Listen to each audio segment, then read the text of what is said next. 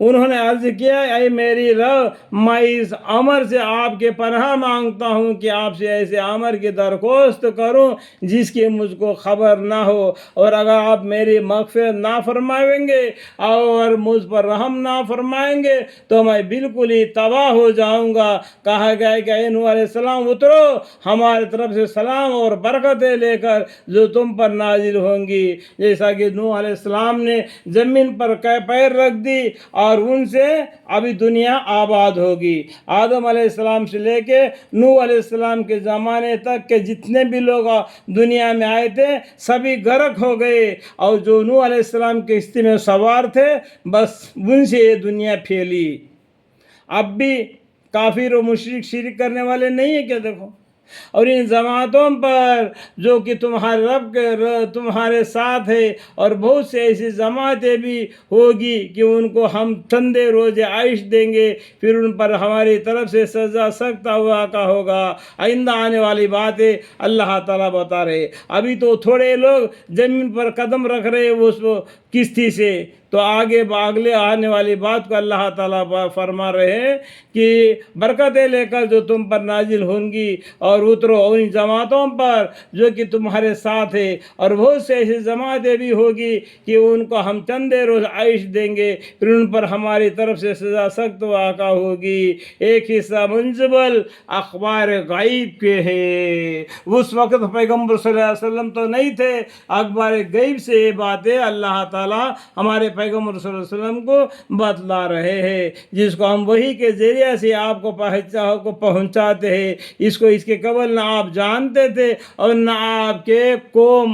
سو صبر کیجئے، صبر کیجئے، یقیناً نیک انجام متقین کے لیے ہے۔ نیک انجام آخری کس کا ملے گا؟ متقی پرہیزگاروں کو ملے گا۔ ہم نے عاد کے طرف ان کے بھائی ہود علیہ السلام کو بھیجا، انہوں نے فرمایا گئی میری قوم تم اللہ کی عبادت کرو، اس کے سوا کوئی تمہارے معبود ہونے کے قابل نہیں، ایک اللہ کی عبادت کرو۔ ہود علیہ السلام نے عاد کو بولے تو تم بت پرستی کے اعتبار میں متقرب ہو۔ اے میری قوم میں تم سے اس تبلیغ پر کچھ معاوضہ نہیں مانگتا، میرے معاوضہ تو صرف اس اللہ کا ذمہ ہے جس نے مجھ کو پیدا کیا، پھر کیا تم نہیں سمجھتے؟ افلا تعقلون۔ اس طریقے سے ہود علیہ السلام نے عاد کو اور ان کے قوم کو سمجھایا، اور اے میری قوم تو اپنے گناہ اپنے رب سے معاف کرو، اللہ سے معافی مانگو، اللہ معاف کرنے والا غفور رحیم ہے۔ ابھی تو توبہ کا دروازہ کھلا ہے، وہ دروازہ بند ہونے سے پہلے اللہ سے معافی مانگو اور ایمان لا کر ایک اللہ کو راضی کر لو، پھر اس کے طرف متوجہ رہو، وہ تم پر خوب بارش برسائے گا۔ اگر تم توبہ کرو گے، توبہ کے بدولت اللہ تعالیٰ ایک تو تمہارے گناہ معاف کر دے گا، دوسرا تم پر خوب بارش برسائے گا، اور تم کو اور قوت دے گا اور طاقت دے گا، تیسرا، اور تمہارا قوت میں ترقی دے گا، چوتھا، اور مجرم رہ کر اعراض مت کرو، مجرم رہ کر اللہ کے حکام سے الٹے مت پھیرو۔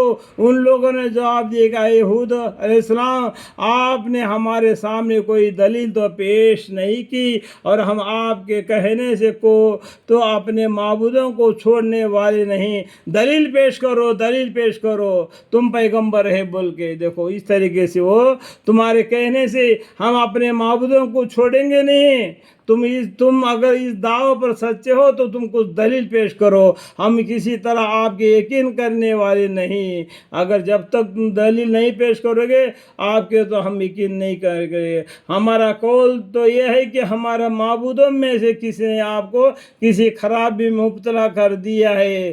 ہود علیہ السلام نے فرمایا کہ میں اعلان اللہ کو گواہ کرتا ہوں، اور تم بھی سن لو اور گواہ رہو کہ میں ان چیزوں چیزوں سے بیزار ہوں جن کو تم خدا کے سوا شریک قرار دیتے ہو. یہ گواہ ہے ان کے بیچ میں ہے، میرے بیچ میں اللہ گواہ ہے. تو تم سب مل کر میرے ساتھ دھو گھات کر لو، پھر مجھ کو ذرا مہلت نہ دو. اس طریقے سے ہود علیہ السلام نے انہوں سے فرمایا.